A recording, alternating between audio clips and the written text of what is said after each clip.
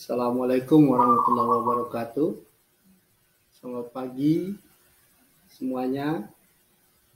Untuk video kali ini saya akan membawakan model proses peningkatan kinerja manusia 6 langkah. Hal yang akan kita bicarakan adalah teori model peningkatan kinerja dan 6 langkah model peningkatan kinerja.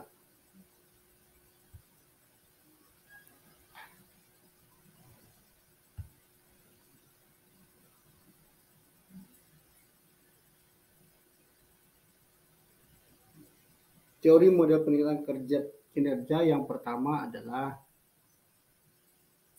yang disampaikan oleh Stolovitz dan Gibbs tahun 92 yang mengatakan bahwa beberapa model fokus pada keseluruhan proses HPI atau Human Performance Improvement dan biasanya mengikuti beberapa versi dari model proses sistem umum yang kadang-kadang disebut sebagai ADI. Model ADI adalah singkatan dari Analysis, Design, Development, Implementasi, dan Evaluasi.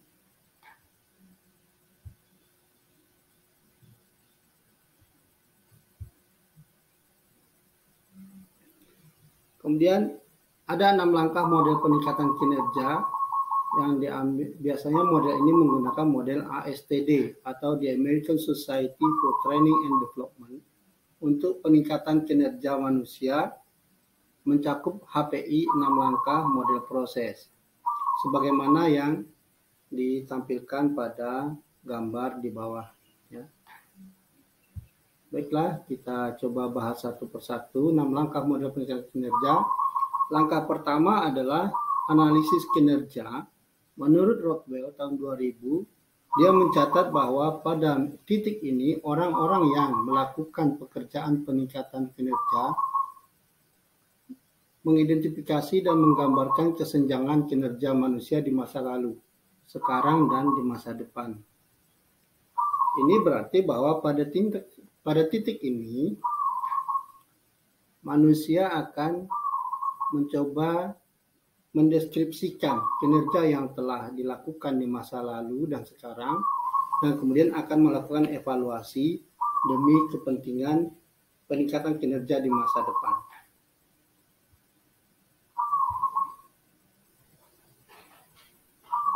Dan yang langkah kedua adalah analisis penyebab.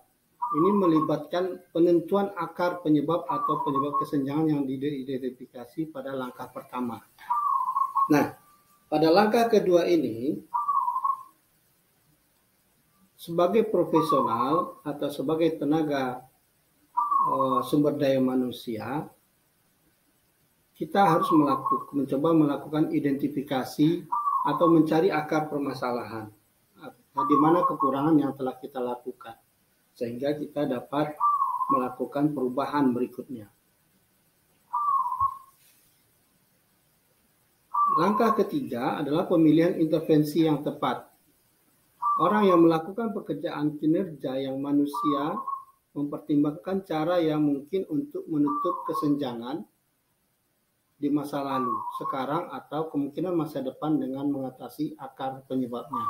Nah, pada langkah ketiga ini adalah intervensi. Maksudnya kita coba mencari langkah-langkah yang tepat guna mencari solusi terhadap apa yang sudah kita lakukan dan untuk melengkapi kekurangan dan memberikan peningkatan terhadap kinerja kita di masa depan.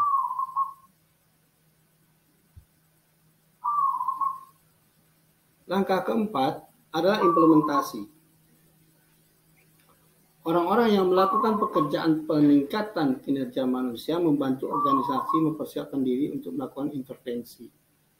Langkah keempat ini merupakan lanjutan dari langkah ketiga yang intervensi. Ini adalah implementasi dari intervensi yang sudah kita rancang dalam mencapai tujuan dalam sebuah organisasi, sehingga kita dapat memajukan organisasi tersebut dengan bersama-sama dan bisa melakukan solusi, mencari solusi yang terbaik.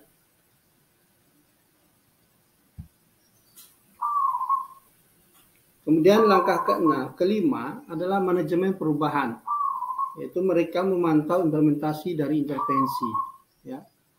Dan kemudian juga langkah keenam adalah evaluasi dan pengukuran. Mereka catat hasil yang dicapai oleh intervensi.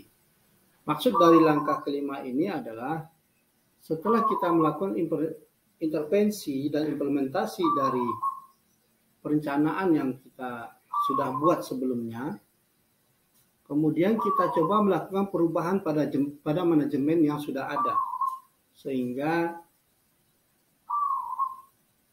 apapun risikonya yang akan